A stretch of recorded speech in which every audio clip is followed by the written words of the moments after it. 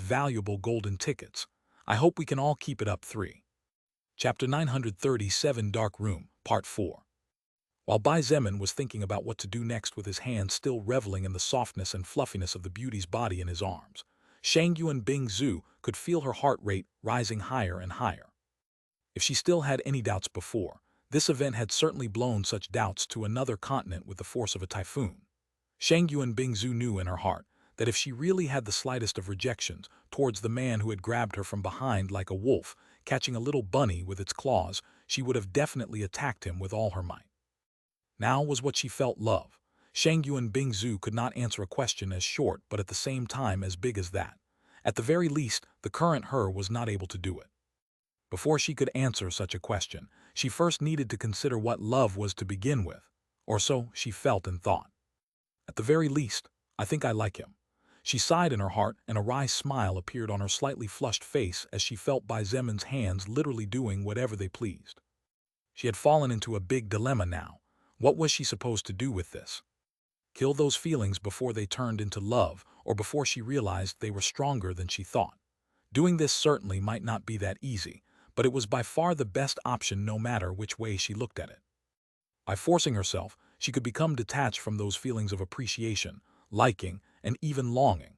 This way, she could stop feeling so frustrated every time she thought about Lilith being with him, and at the same time avoid clashing with her best friend. However, there was a big problem with this, and that problem was that Shangyuan Bingzu did not want to choose this option. She, whose heart had been frozen under a thick layer of ice which countless men among whom there was no shortage of outstanding talents tried to break but failed miserably, felt a little unwilling to pull away from the warmth that these feelings transmitted to her. At the end of the day, Shangyuan Bingzu was a young woman in her 20s. In normal times, she should be enjoying her student life at university and dating some boyfriend. Unfortunately, even when the world was peaceful, life did not allow Shangyuan Bingzu to live a normal life. Now that amidst all the chaos something warm was beginning to dawn for her, greed naturally began to grow in her heart, and she didn't want to let it go just like that. Be that as it may, neither Bai Zemin nor Shangyuan Bingzu had too much time to stop and think too much given the circumstance they both were in. Only about 5 seconds had passed since Lilith had reminded Bai Zemin that he needed to say out loud the name of the person he thought he had caught when the two who had been using the enhanced senses of a soul evolver noticed that, from the right wall of the room, a silhouette was crawling carefully towards them. The room was completely dark, and the curtains were thick enough to block out the rays of moonlight from the outside world. This meant that no one could see anything. Even after getting used to the darkness, only 2 meters was the maximum at best.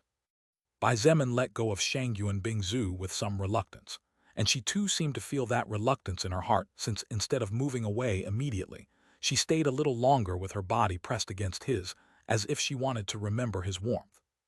The strategic understanding between the two was indeed divine, as with inhuman coordination Bai Zemin charged to the right, while Shangyuan Bingzu moved to the left. The two's footsteps were so in rhythm that the other players would think there was only one person moving on the mattress. Bai Shilin screamed in fright when she saw Bai Zemin charging towards her, and in a desperate attempt to flee, the girl hurriedly jumped on her feet before turning around while waving her hands sideways, as if trying to push away the invisible water blocking her movements. "You little sneaky girl, come here." Bai Shilin was out of luck when she had barely taken a step and found herself in Bai Zemin's arms. "No." The girl kicked desperately and struggled, but none of this helped her to escape. Bai Zemin began to tickle her, and Bai Shilin soon found herself laughing out loud and begging for mercy as all the strength in her body left her. The lights were turned on, and soon Bai Shilin found herself blindfolded in the center of the room, with her father making her spin quickly in the same spot to make her dizzy and mess up her posture a bit.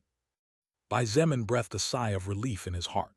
No one suspected anything. They probably assumed that he had earlier pretended to catch someone, and then stayed silent to attract someone's curiosity, resulting in Bai Shilin falling into his trap. He secretly glanced at Shangyuan Bingzu and noticed that she was looking at him. However, her clothes were neat and her expression was a graphic representation of absolute calm. She was so calm that, were it not for the exquisite sensation he could still feel in his hands, he might have begun to doubt whether what had happened had really happened, or if it had all been some kind of hallucination of his. He couldn't help but warm up a little as his eyes involuntarily roamed over that body sculpted by the hand of the goddesses themselves. It was just then that Kali's voice made him shudder. "I should definitely tell Serafina to stay away from a pervert like you." Bai Zemin looked at Kali and saw her, looking in his direction with an indifferent expression that made it difficult for everyone to know what she was thinking. "What are you talking about?" he asked, trying to keep calm. "Big brother, will you stop pretending?" Meng Qi folded her arms and rolled her eyes. "You were staring at Shangyuan Bingzu just now. We all noticed it." Bai Zemin looked at everyone and noticed that they were all looking at him with suggestive expressions. He sighed in his heart, relieved. They all seemed to think that Kali had called him a pervert because of the way he had been looking at Shangyuan Bingzu's body a moment before. But Bai Zemin knew in his heart that this was not the case. As if to confirm his suspicions, Kali added in a casual voice, "You all are lucky. If I could move and play this game, you would be caught in a heartbeat." "What do you mean?" Shangyuan Bingzu asked as she felt a bad premonition in her heart. Kali looked at her. Her pale, dry lips curved slightly as she said softly, "Didn't he tell you? Actually, I cannot see the world you see, but I can see another world, one that you do not, and the darkness cannot block my eyes." Shangyuan Bingzu's face changed abruptly, and she subconsciously looked at Bai Zemin. When she saw him looking away, Shangyuan Bingzu turned slightly pale as she realized that what had happened before in the dark was not as much in the dark as she thought. Wu Yijun looked at Shangyuan Bingzu and sensed that something was not right. She had no proof, but her feminine instinct was certainly frightening. "Bingzu, you." She did not finish her words. Lilith looked at Bai Zemin before looking at Shangyuan Bingzu. Her eyes moved between the two of them for a few seconds with a thoughtful expression on her face. Meng Qi also seemed to notice something as her eyes darted back and forth between her brother and Shangyuan Bingzu. However, her indifferent expression made it difficult to know what she was thinking or feeling about it. The only person in the room who seemed oblivious and clueless was naturally little Bai Shilin, that was still being spun around by her father. No one said more, and only a few seconds later the lights in the room were turned off and everything went dark, which was the reason why the game was called Dark Room. Although Bai Shilin's turn had come soon, the girl was clearly cruel and didn't know how to hold back at all. "Shilin, why are you always chasing after me?" "It's because father's smell is special." "What?" "Too easy to find." And just like that, Bai Zemin was caught by Bai Shilin again, after the two of them ran like crazy, with one running away and the other chasing around the room for more than 2 minutes.